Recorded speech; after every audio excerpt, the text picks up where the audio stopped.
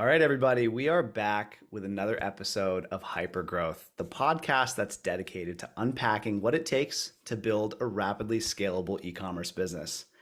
Joining me today is Jennie Yoon, founder of Kinn Studio.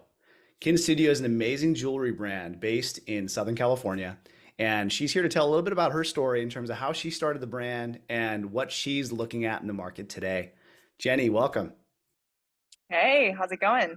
Fantastic. Thanks for joining us. And in somewhat sunny Southern California, I think it's a little gloomy today, which is a bummer, but appreciate you jumping on with us. Yeah, so I feel like I'm wearing like extra color. My nail is actually bright orange, which is something I never do, just to offset the cloudiness. I love it. Keep it, But keep I'm it excited bright. to be here. Yeah, absolutely. So let's start off with just talking a little bit about how you started Kin Studio. I know, we've talked about this previously, but it's a great story, and I'd love for our listeners to hear it as well. So why don't you tell us how you got started with the business and why you went on this journey? Yeah. And I'll probably have to take us back a little bit further just because, I don't think it was my intention to start. I never had the idea to start a jewelry brand. I knew I wanted to, be part of building something. I'm such like an early, uh, I want to join in an earlier team and help them build. A while back, probably almost 10 years now, I met the founders of a company called Case Defy. And as the first employee to that company, I really just learned everything that requires to build something from scratch. Of course, the landscape has changed quite a bit, which we can, kind of deep it, dive into further later. But the landscape was different, but I think the core concept is the same around storytelling, how to build a brand, how to build a brand that's profitable. That's something that was ingrained in me from the beginning. Along the way, unfortunately, my parents' house got broken into. And the intention was truly just to replace some of the jewelry that they had lost. These were family heirloom, my grandma's original engagement ring that was supposed to be passed on to me. And of course it was I think devastating for the family, considering we were immigrants at the time, and we just financially too, we just were left with a lot of nothing. So intention was to help replace some of that. I happen to work in downtown LA, which has, one of the biggest jewelry districts. Kind of, started knocking on doors to, meet people. And I said, hey, can you make me this? I had some like pictures for, obviously for insurance purposes for the heirloom. And, some people were like, you're insane. Like you want to make the original like Cartier, like that's vintage. And I'm like, well, why can't you? And I think, the shopping journey really started there. And I quickly realized I either can't afford, the original, like go to a Cartier shop and, shop one of those heritage jewelry. Otherwise, you had the downtown world who you kind of have to haggle through a bit. People are asking like, are you selling? Are you buying? I'll give you the best price here. And at that time, I was just like, what is the best price? Like, why this looks identical from this shop to the other shop? Why does it? Why is the price so different? So fast forward, I got more interested in jewelry, took some smithing classes myself, and eventually kind of became friends and family. And 6 years fast forward, here we are. That's so crazy. 6 years too. Wow, it's such an amazing journey, right? I mean, especially with like when you think about your story in terms of like why you started it, like the emotional component in terms of your why, and then leading 6 years in to see how much the brand has grown. It's pretty incredible to just like stop and like think back at that, right? Like and reflect and just say, Yeah. wow. Yeah, I mean, literally packing jewelry in my garage. I had no extra space for I don't know. I wanted to almost like get away from like my day to day to just really get creative. And my space at that time happened to be garage. It was just kind of silenced away from everything. And yeah, it's been quite a journey. Yeah. So just for context for our listeners, Jennie, what can you share about the size of your company, whether it's, any numbers or marketing or headcount or anything? What are you comfortable sharing in that sense? Yeah. We are a team, still a very lean size, team of 10. Um, we are still fully 100% bootstrapped. And it is a direction that intentionally I chose from the beginning, um, so that I could build intentionally and in my own way. Would you be comfortable sharing about how much you spend on ads per month? Hmm, Like roughly, just like yeah. 5 figures, 6 figures? Yeah. Now 6 figures. Again, the first even 3 years, I would say, we really spent nothing. I mean, I think maybe you're thinking like $1,000 per month, which is like, I mean, obviously, like in hindsight, I wish I did more. But the whole idea behind the intentional growth was genuine in the sense that I really wanted to be, if you know it, you know it. It is through referrals, friends and family. Yeah. So it was very intentional. And, we figured out a formula. Again, I'm a very like left and right brain person. Where, in my head, I'm like, I feel this. And Yeah. then all of a sudden the number part of me goes, okay, but the number doesn't show me that. So, we started to spend, just a bit more. Um, Month over month. I remember last year specifically, it was probably one of our biggest growth, I think specifically for ads, where we're like, okay, this is working. Our ROAS is, I think it was, at one point it was like 40x. So we're like, I'm stupid if I'm not spending any money here. And then of course, like we, did the whole one metric that matters. Like we figured out our average order value, shipping revenue, COGS, Yeah. and then like what number we need to be at in order for us to be healthy. So we figured out that as a formula. And then we said we have all the right creatives that can support that. So let's start testing. Um, so right now I'm pushing our team to get to ROAS of even 4 to 5, from where we were before. So it's a pretty aggressive growth just in the last 12 months. Um, I wish I had done it sooner. Yeah. And that's actually why I wanted to just unpack the numbers as much as we could here because, at the end of the day, I have so much respect for bootstrap founders. I've been bootstrapped, bootstrap founder in many instances, and at the end of the day, it's a different lens. But a lot of bootstrap founders are afraid to put that next dollar in, right? Oh, So, 100%. you've been able to scale that spend from $1,000 a month to 6 figures a month now on the backs of a mentality that's derived from performance, right? And Hmm. I think that's key. Like it's how do you make sure that the dollars you're spending are performant and they're working for you and not just working in a way where it's like great, let me just throw a bunch of dollars out, acquire a customer at all costs and assume that it's going to work on the back end because unless you have a war chest behind you, it may not, right? And there are instances where you have to kind of acquire a customer at all costs based on varying scenario. But I think it's awesome. It's so awesome to hear that you've been able to cross that chasm and get to where you're at with the brand and just even how you're thinking about that go forward approach. So I'd love to unpack some of the challenges and really understand, from your perspective what have been the major challenges that you faced in building your company to this point, and also what do you think the biggest challenges that ecom brands are going to face in the next 12 months will be? Good question. I wish I had. Well, I think my answer would have been very different, had we not had this COVID, from a macro level, right? We've had COVID, I mean, we're in middle of a war where there's so many things that's happening from, the interest rates, the inflation, all of that. And honestly, coming out of the gate, if you had a forecast and said this is my plan, I'm pretty certain that went out the door, like just in the last, I guess 2 years, especially.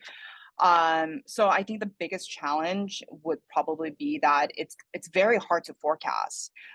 We've actually had the other way around where during COVID, the customers that we were speaking to and engaging with are, I mean, these are customers who were normally be traveling, they'd be spending extra for the luxurious items.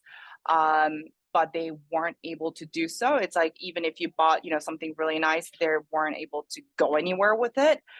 Instead, which is probably also why like stock markets did really well during COVID, is that people were looking for places where you can invest your money. And with fine jewelry, specifically around diamonds, solid gold, these are pieces that will last forever. And traditionally, like the stock market, the price have gone up significantly. So we really tailored our message around, around community, but also that these are investment pieces that you can have forever and that one day you can pass it off to your next generation. So with that messaging and of course, like the support of the community, we've like really just blew up during COVID to a point where from an operational standpoint, we didn't know how to handle it, which I know sounds like it's such a great problem to have, but of course, there came challenges with that. Now, the challenge going forward is like, how do we forecast? Because obviously there was an external factor that played into our Yep. playbook from a revenue standpoint. But how do we forecast in the upcoming months, even years?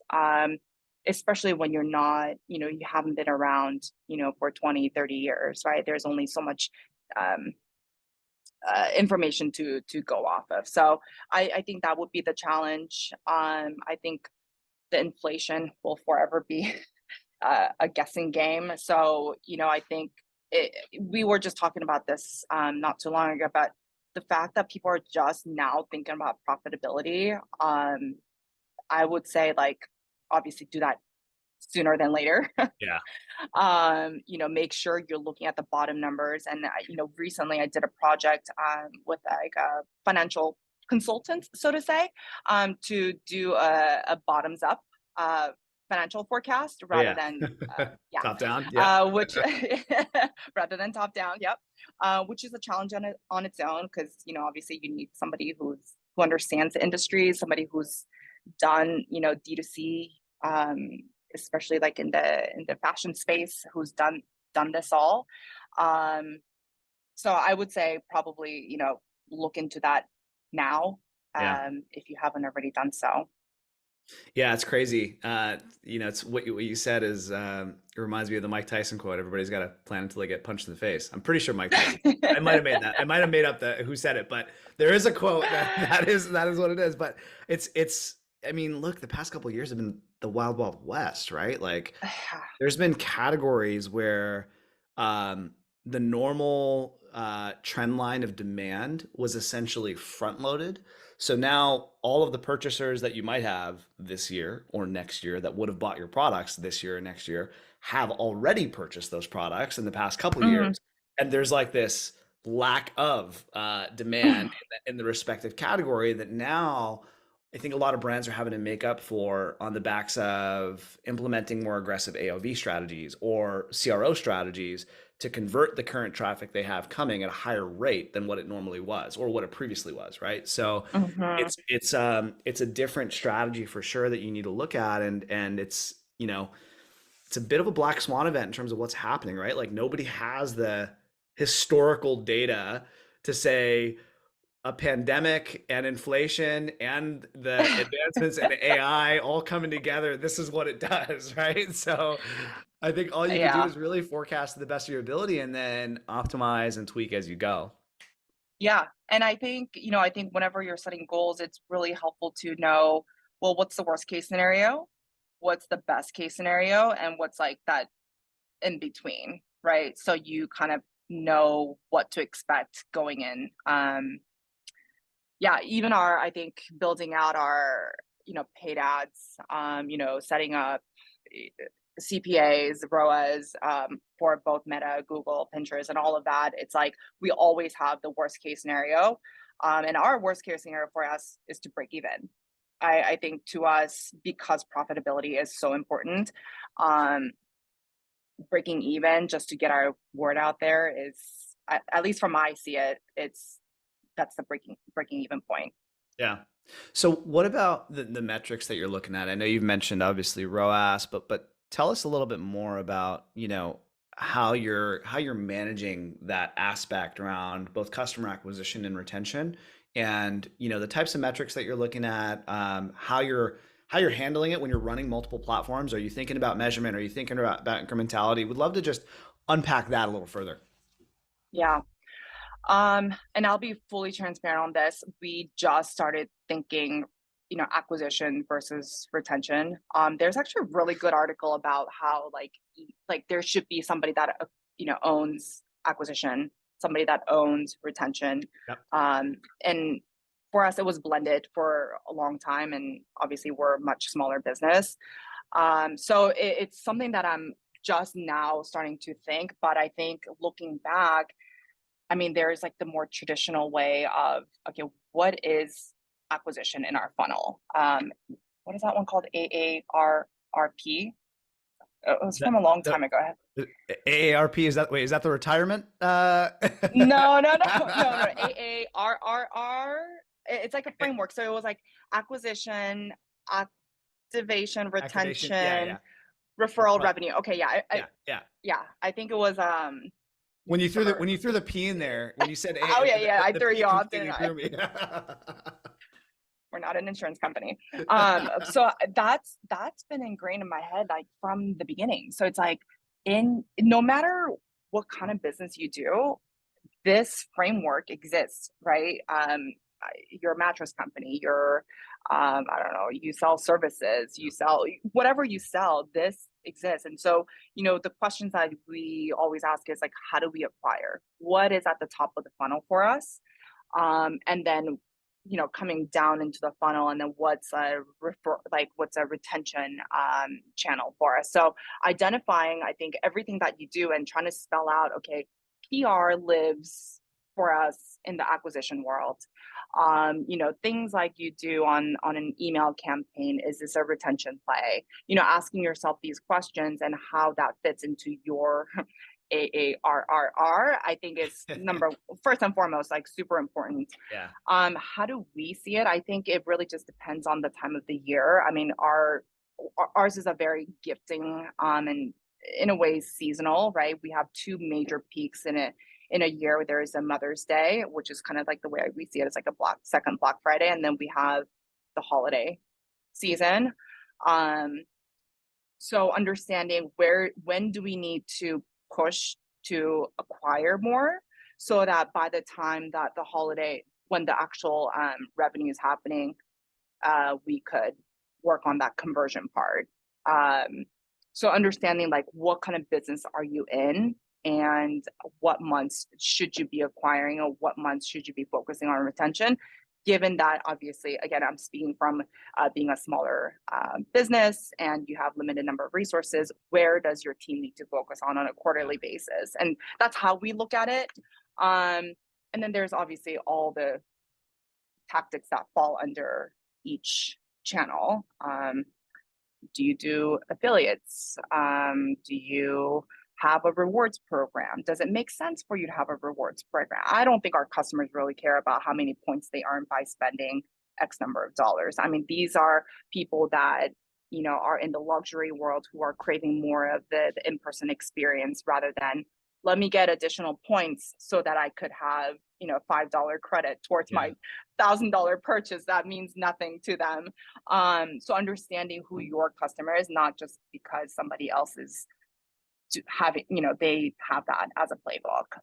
So do you guys, kind of shifting over to creative, and your overall just thoughts on creative strategy?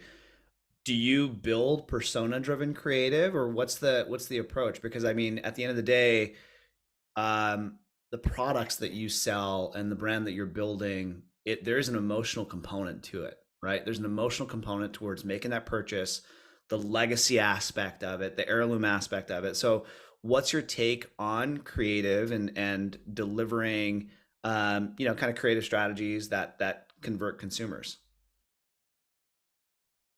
As far as who the Kin woman is and which world she belongs in, I mean, I think that's an ongoing thing. It's an ongoing conversation. Even if I thought I nailed it, I recently had a conversation where they're like, I don't really, I think she may have shifted a little bit. I think it was really, again, this was just so easy for me because I'm like, Kin is me. Yeah. As in, I mean, not in a selfish way, but she, I have to love every piece that I could live in. And these are the places that I shop. This is the coffee place that I would go to. These are the brands that I buy from.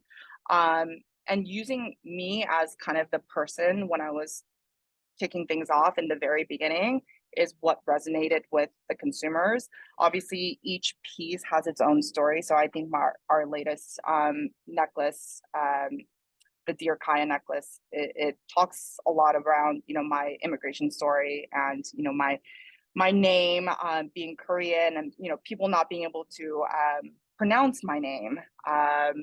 And now obviously being 30 something year old that I am, I'm now proud of my heritage and I'm proud to wear my name out loud. So I made that piece, right? So we talk about that.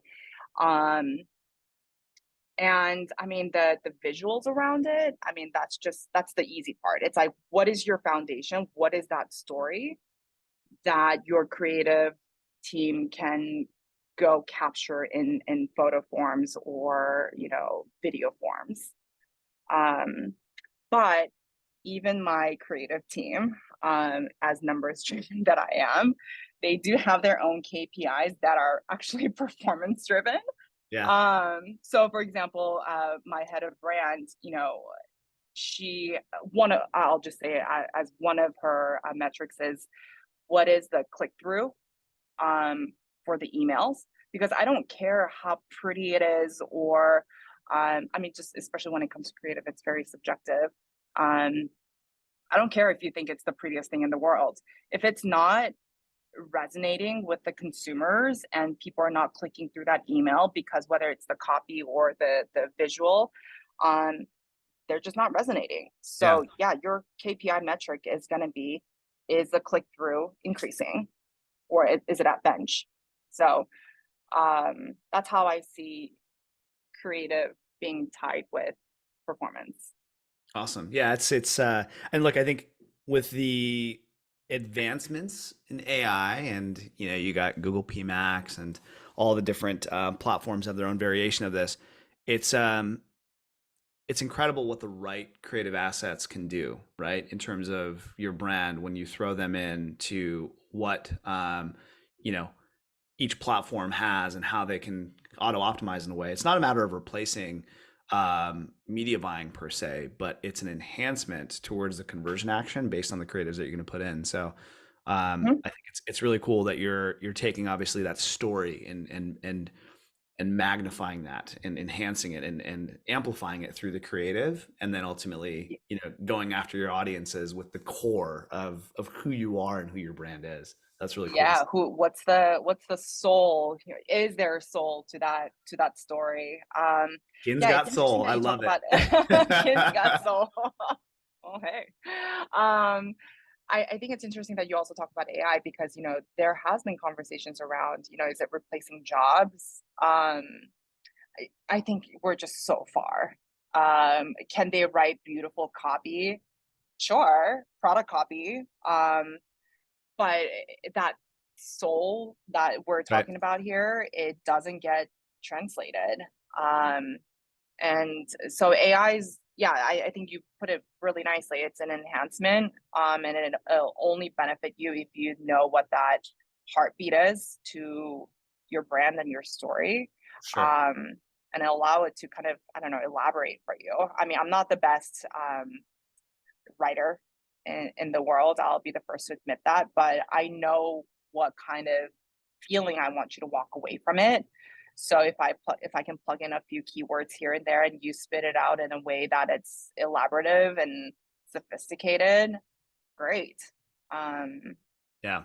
yeah. I think it's funny because I was on I was a guest on a podcast this morning, and we were talking about AI, and I was asked that same question about, hey, well, like, what's the take on it? But the truth is, to your point, it's an enhancement, right? Like it's an enhancement of workflows. It's not a replacement of Mhm. humans because at the end of the day, and you think about a product like yours and a brand like yours and the level of emotional conviction that's required, and maybe not even required, but is great to have for the consumer when they see your products and brand. That's not going to be done by, you know, just an AI prompt that spits out an output. You're going to have an AI pilot behind it that understands the brand and the story that can actually fly the plane towards the direction that you're going. So I think it's really about I enhancing did it. I did come across a well, is ChatGPT technically part of AI Yeah, yeah, ish? Ish, yeah. ish, yeah. I I I came across I think it's a platform where it actually writes your wedding vows. Oh And my I god. told my husband this and I was like, if you ever do this ever, first and foremost, I will know. Second of all, that's just so Yeah. heartless. I had a friend, he mentioned this to me, and I can't mention his name because of what I'm about to say, but he wrote his wife a Mother's Day card with ChatGPT, and she didn't know. But he told it to a bunch of the guys. I'm like, oh man, that's just, I don't know how I feel about that. It's smart, but I Ugh. don't know how I feel about Yeah. that. It's not replacing a job, but it may replace a husband. Yeah, exactly. Yeah, that's Um, it's crazy. It's really interesting to see just the convergence of like just what's happening around us, right? Like macroeconomic factors, inflation, AI, pandemic headwind or oriented. I guess it's post-pandemic headwinds now, where things are normalizing in terms of growth rates. So a little bit of the wild, wild west. So just before we close out our recording today, Jenny, I've got one more question for you. What is your advice to e-com founders that are building their businesses? Maybe they're, eight figures in revenue and they're trying to scale. Um, what's your advice to them in terms of how to navigate this next 12-month period that we're in? oh, that's such a hard question because I'm navigating too. Um, know your numbers. Know your numbers well. Um, be close to your P&L, your cash flow well. Because at the end of the day, if you don't have that to support you, there's no product, there's no team. Um, and sometimes you do have to make very difficult decisions, right? Where is the fat and where can you trim? But obviously it's a guide for you, right? And you ultimately make that decision. But you know, and then of course the other side is whatever that gut is telling you, you're not wrong. You clearly have started it to be an eight figure at this point. If there is something that's telling you from inside, like listen to that and lean on that, but look for numbers to help support that too, right? You always get a gut feeling and you think about, well, what are some of the numbers that can get, that you could spit out to help support that? Yeah, absolutely. No, it's a I think a great point and a great reminder of at the end of the day, like when you're running your business, the numbers and the KPIs, they're crucial towards what's next and being able to scale and make those future decisions. So Yeah. appreciate the time, Jenny, and really appreciate you joining us for the recording today. To all of our listeners, Jennie Yoon, kinnstudio.com, check them out and stay tuned for the next episode of Hypergrowth. Thanks, everybody. Thanks. Thanks for having me. All right.